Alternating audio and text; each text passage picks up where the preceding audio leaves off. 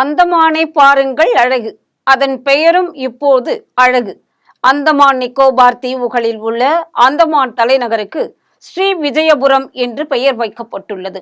இதற்கு முன்பு board Blair என்று அழைக்கப்பட்டு வந்த நிலையில் மத்திய உள்துறை அமைச்சர் அமித்ஷா மிக விரைவில் ஸ்ரீ விஜயபுரம் என்று பெயர் மாற்றம் செய்யப்படும் என்று அறிவித்துள்ளார். அழகின் உச்சமான அந்தமான் தீவு எங்குள்ளது, அதன் வரலாறு குறித்து ஜெம் தொலைக்காட்சியின் சிறப்பு தொகுப்பு.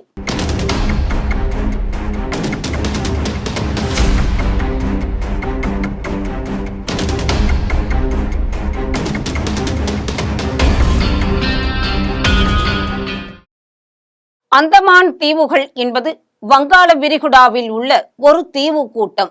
இது இந்தியாவின் அந்தமான் நிக்கோபார் தீவுகளின் ஒரு பகுதியாகும்.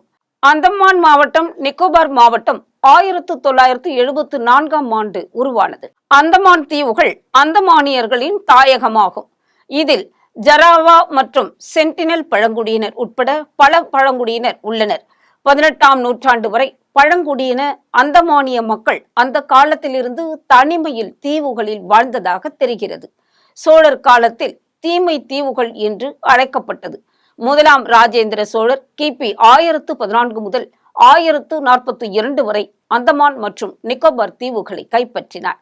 1789ஆம் ஆண்டில் வங்காள அரசு அந்தமான் தீவுகளில் தென்கிழக்கு விரிகுடாவில் சாதம் தீவில் ஒரு கடற்படை தளத்தையும் தண்டனை கைதிகளின் சிறைவாசிகளின் இருப்பிடமாகவும் மாற்றப்பட்டது. இந்த இடம் இப்போது போர்ட் பிளேர் என்று அழைக்கப்படுகிறது. 2 ஆண்டுகளுக்கு பிறகு பிரிட்டிஷ் ஆதிக்கத்தின் ஒரு பகுதியானது அந்தமானின் வடகிழக்கு பகுதிக்கு மாற்றப்பட்டது. அந்தமான் மற்றும் நிக்கோபர் தீவுகள் 2ஆம் உலகப் போரின் போது ஜப்பானால் ஆக்கிரமிக்கப்பட்டன. போரின் போது தீவுகளுக்கு சென்ற நேதாஜி சுபாஷ் சந்திரபோஸ் அவருடைய தலைமையிலான அர்சி ஹுமத் இ ஆசாத் ஹிந்தின், அதாவது சுதந்திர இந்தியாவின் தற்காலிக அரசு அதிகாரத்தின் கீழ் தீவுகள் பெயரளவுக்கு வைக்கப்பட்டன. 1943 டிசம்பர் 30ஆம் தேதி அன்று ஜப்பானிய ஆக்கிரமிப்பின் போது ஜப்பானியர்களுடன் கூட்டணி வைத்திருந்த போஸ் முதலில் இந்திய சுதந்திர கொடியை அங்கு ஏற்றினார். இந்திய தேசிய இராணுவத்தின் ஜெனரல் லோகநாதன் அந்தமான் மற்றும் நிக்கோபர் தீவுகளின் ஆளுநராக இருந்தார். இது தற்காலிக அரசாங்கத்துடன் இணைக்கப்பட்டது. இது குறித்து வெர்னர் க்ரூலின் கூறியது: தீவுகளை விட்டு வெளியேறுவதற்கு முன்பு ஜப்பானியர்கள் 750 அப்பாவிகளை சுற்றி வளைத்து தூக்கில் இட்டனர். 1947 ஆகஸ்ட் 15ஆம் தேதி இந்தியா சுதந்திரம் பெற்ற போது பிரிட்டிஷ் ஆதிக்க பகுதி முற்றிலுமாக மூடப்பட்டது. இது சுதந்திர இயக்கத்திற்கு ஒரு அருங்காட்சியகமாக செயல்பட்டது. இத்தீவு கூட்டத்தில் மொத்தம் 576 தீவுகள் உள்ளன. அவற்றில் 26 தீவுகளில் குடியேற்றங்கள் உள்ளன.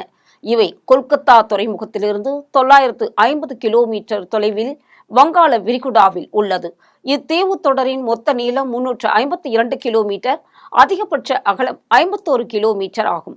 அந்தமானின் மொத்த பரப்பளவு 6408 சதுர கிலோமீட்டர் ஆகும்.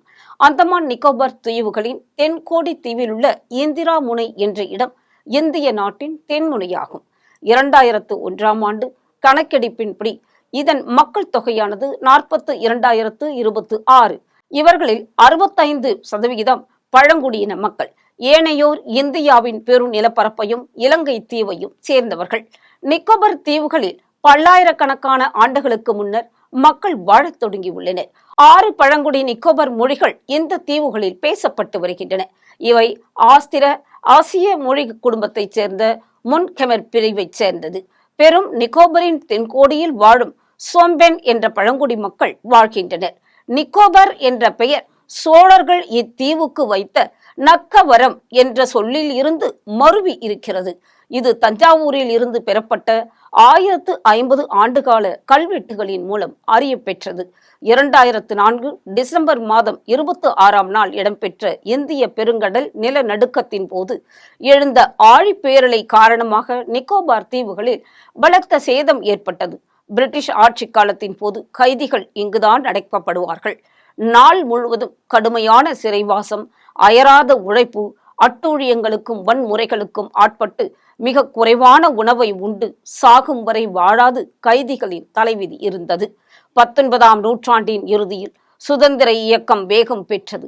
இதனால் அந்தமானுக்கு அனுப்பப்படும் கைதிகளின் எண்ணிக்கை அதிகரித்து பலத்த பாதுகாப்பு சிறைக்கான தேவை உணரப்பட்டது. அங்கிருந்து தப்பிக்க முயன்றவர்கள் தூக்கில் இடப்பட்டார்கள். அவர்களில் பகத்சிங்கின் கூட்டாளியான மகாவீர் சிங், லாகூர் சதி வழக்கில் தண்டனை பெற்ற மோகன் ராகேஷ், ஆயுத சட்ட வழக்கில் தடை பெற்ற கிஷோர் நாமதாஸ், மோஹித் மொய்த்ரா ஆகியோரும் அடங்குவர்.